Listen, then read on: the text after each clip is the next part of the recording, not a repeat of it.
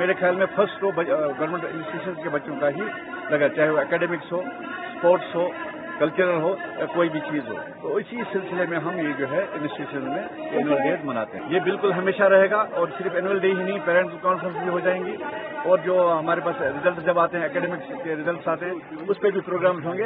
हर वक्त जो है हम शोकेस करेंगे अपनी तरक्की को, हम शोकेस करेंगे अपनी कारकर्दगी को, लोगों के सामने रखेंगे ताकि लोगों का भी जो इंडिफरेंस है वो खत्म हो जाएगा।